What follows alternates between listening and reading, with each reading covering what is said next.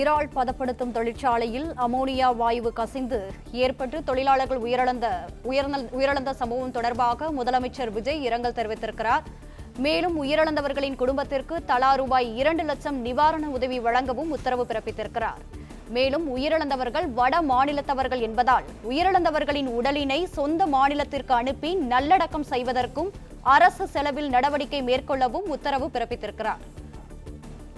இது தொடர்பான கூடுதல் விவரங்களுடன் இணைகிறார் எமது செய்தியாளர் மகேந்திரன். வணக்கம். இது குறித்தான விவரங்கள்.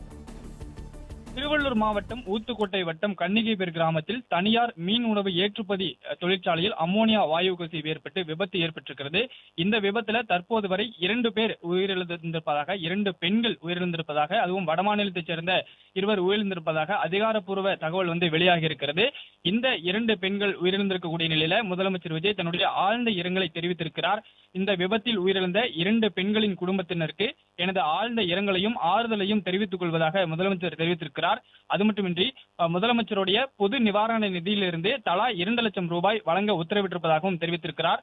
மேலும் அவர்களது உடல்நிலை வடமாநிலத்தைச் சேர்ந்தவர்கள் என்பதால் அவர்களுடைய உடலினை சொந்த மாநிலத்திற்கு அனுப்பி நல்லடக்கம் செய்வதற்கு தமிழ்நாடு அரசோட செலவுல முழு நடவடிக்கை மேற்கொள்ள உத்தரவிட்டிருப்பதாகவும் முதலமைச்சர் தெரிவித்திருக்கிறார். மேலும் இந்த விபத்தில் மருத்துவமனையில் அனுமதிக்கப்பட்டிருக்கக்கூடிய நபர்களுக்கு சிறப்பு சிகிச்சை அளிக்கவும் உத்தரவிட்டிருப்பதாக முதலமைச்சர் தெரிவித்திருக்கிறார். குறிப்பாக மருத்துவமனையில் அனுமதிக்கப்பட்டிருக்கக்கூடிய விவரங்களை பொறுத்தவரை அதிகாரப்பூர்வ தகவல் தற்பொழுது வெளியாகி இருக்கிறது.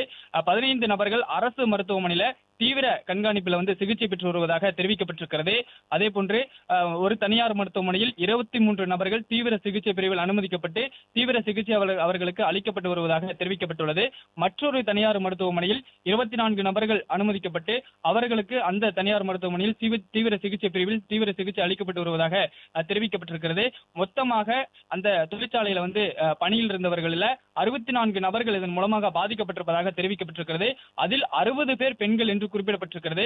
4 ஆண்கள் பாதிக்கப்பட்டிருப்பதாகவும் மொத்தமாக 64 பேர் பாதிக்கப்பட்டிருக்கக்கூடிய நிலையில அதில் 2 பெண்கள் துரதிருஷ்டவசமாக உயிரிழந்திருப்பதாக அதிகாரப்பூர்வ தகவல் வெளியிடப்பட்டிருக்கிறது.